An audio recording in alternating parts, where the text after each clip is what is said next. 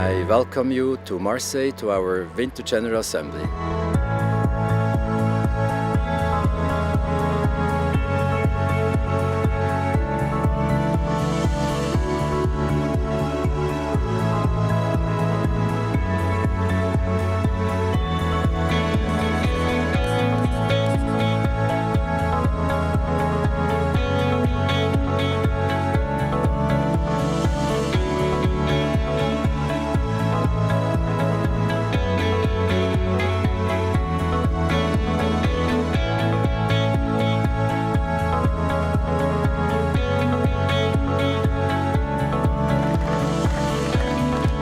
Worked hard on it for the last maybe almost 10 years right now. We started with initiatives to prevent food waste.